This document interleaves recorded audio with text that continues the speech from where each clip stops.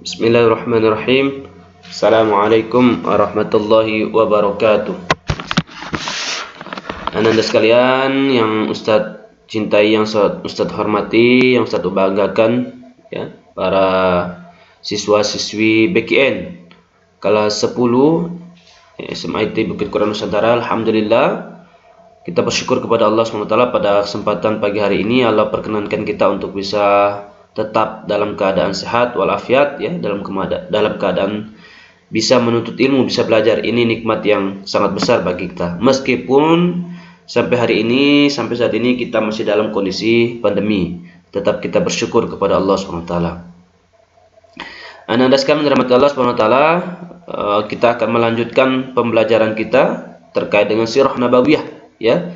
Ustadz ingatkan kembali bahwa pelajaran sirah nabawiyah adalah pelajaran yang sangat mahal, sangat penting, ya, bagi kaum muslimin, ya, wabil khusus, terkhusus bagi kita yang sedang menuntut ilmu, ya, bagi kita yang sedang belajar, bagi kita siswa-siswi sekolah Islam terpadu, ya, mesti lebih banyak mengkaji dan mengenal tentang perjalanan kisah hidup Rasulullah SAW. Ini sirah nabawiyah, ya, ini sangat penting, ini sangat mahal ini.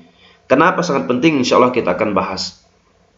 Baik, Ustadz ingin mulai dari yang pertama dulu, ya, pengertian sirah nabawiyah, ya, pengertian sirah nabawiyah. Jadi secara bahasa nih, sirah itu berasal dari kata saro yasiru, ya, yang bisa berarti thoriqah, jalan, gitu ya, atau suluk, ya, suluk tingkah laku atau keadaan.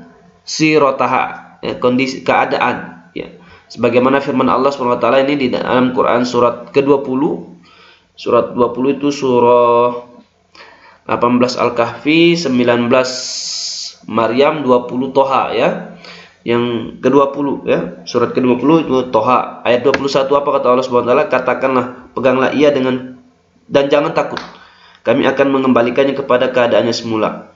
Ini keadaan, ada kata sirataha, ya, itu artinya keadaan, ya, itu secara bahasa. Sekali lagi, secara bahasa sirah itu bermakna thoriqah, jalan, bisa juga suluk, ya, tingkah laku atau keadaan. Sedangkan secara istilah sirah berarti perjalanan hidup, kisah hidup dan sejarahnya.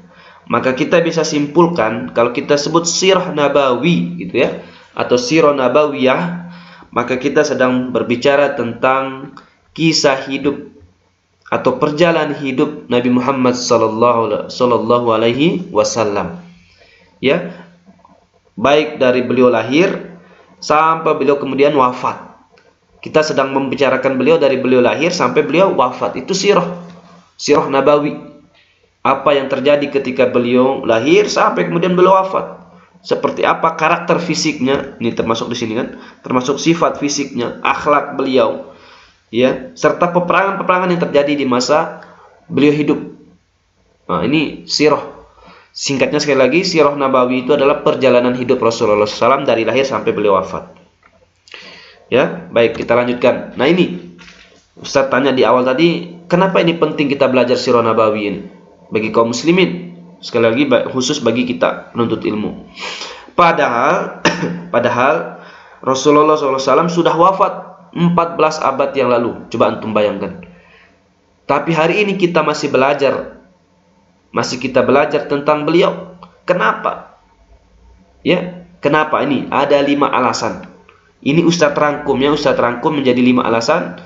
Masih banyak alasan-alasan yang lain tentunya, tapi sekali lagi ini untuk memudahkan kita, cukup 5 alasan ini insya Allah bisa mewakili, ya, kenapa kita mesti belajar tentang sirah nabawiyah kita, sirah Nabi kita Muhammad SAW, urgensi, pentingnya, apa manfaatnya.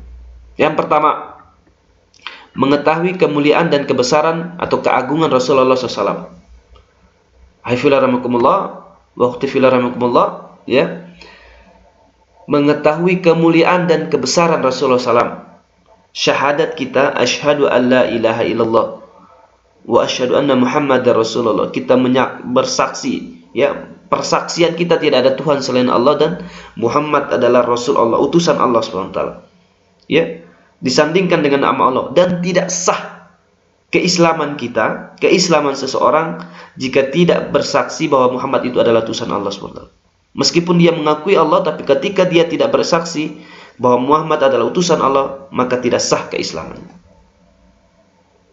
Ya, tidak sah keislamannya. Coba antum bayangkan, ya. Manusia pilihan Allah SWT, ya. Pilihan Allah. Itulah kemuliaan yang luar biasa, ya, menjadi nabi rasul Allah SWT. Nah, ini mestinya kita sangat paham dan harus mengetahui hal ini, ya, tentang keagungan kemuliaan ini.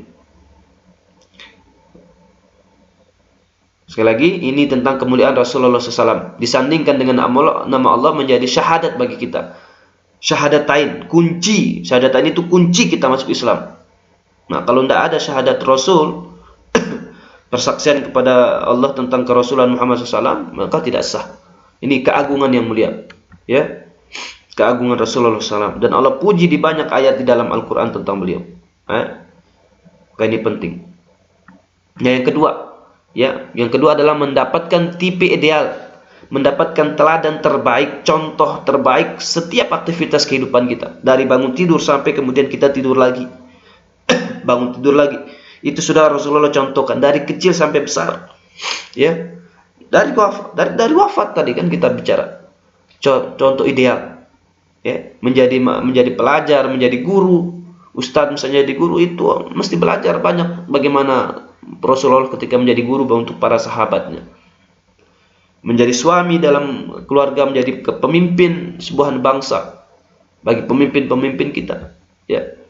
Menjadi pemimpin perang, apapun, ya, menjadi pedagang, beliau sudah contohkan.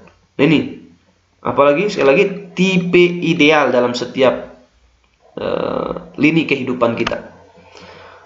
Laqad kana fi Rasulillahi uswatun hasanah, kata Allah. Telah ada pada diri Rasulullah itu teladan terbaik. Maka jangan coba-coba cari teladan yang lain. Ya. Boleh antum, boleh kita suka Korea, suka Jepang misalnya, boleh saja kita, ya, ambil yang baik-baiknya, tapi jangan sampai kita mengikuti semua apa yang dia lakukan. Cara makannya, pakaiannya itu bahaya, apalagi sampai menyimpang. Nauzubillah, ya. Ini contoh ideal dalam kehidupan. Yang ketiga, meningkatkan kecintaan kepada Rasulullah SAW. Ya, tak kenal maka tak cinta, kata pepatah Indonesia kan. Tak kenal maka tak sayang. Maka caranya kenal. Ya, kenal. Mesti kita kenal. Meningkatkan kecintaan. Baca lembaran-lembaran hidup beliau, baca kisah-kisah beliau. Ya, maka itu akan menimbulkan kecintaan, keimanan bahkan tumbuh. Ya, kenikmatan dalam ibadah pun akan tumbuh tuh. Ya, karena kita cinta, kita kenal beliau, kita ikuti sunnah-sunnah. Nah, ini paling tinggi nih. Kalau memang cinta, ikuti. Kalau memang cinta, ya, tunjukkan dengan mengikuti apa-apa yang beliau lakukan. Ya, bagi laki-laki maupun bagi perempuan. Kalau kita memang cinta kepada Rasulullah SAW, ikuti sunnah-sunnah beliau. Itu cara terbaik untuk mengungkapkan cinta adalah mengikuti apa yang beliau contohkan. Ya, sekali lagi, kalau memang mengaku cinta, ikuti. Yang keempat, merasakan perjuangan Rasulullah SAW. Anandaskan rahmat Allah SWT, ya, perjuangan Rasulullah SAW itu sangat berat, ya, mulai ketika beliau menerima perintah Islam, ya, menyampaikan kepada orang Mekah caci maki, hinaan, celaan, semuanya diterima, bahkan sampai pada puncaknya ingin dibunuh. Ya, perjuangan beliau tidak pernah berhenti. Kisah di Taif sudah sering antum dengar. Ya, mudah-mudahan ini bisa menambah semangat giroh kita untuk terus berjuang, ya, untuk terus bergerak, optimis menatap masa depan sebagaimana Rasulullah SAW contohkan kepada kita. Terakhir, mengetahui jalan kemuliaan, sebab kemenangan dan kekalahan. Ya, hanya dengan mengikuti beliau kita akan mulia, kita akan menang. Tapi kalau kita meninggalkan beliau, meninggalkan jejak-jejak beliau, maka bersiaplah untuk menghadapi kekalahan. Menang tentunya di sisi Allah, mulia tentunya di sisi Allah SWT, bukan di mata manusia, bukan di mata orang. Ya, yang paling penting adalah di sisi Allah SWT. Ini 5 hal ini mudah-mudahan bisa menumbuhkan rasa cinta, rasa bangga kita menjadi seorang muslim sebagai umat Nabi Muhammad SAW. Terima kasih, mudah-mudahan bisa bermanfaat. Assalamualaikum warahmatullahi wabarakatuh.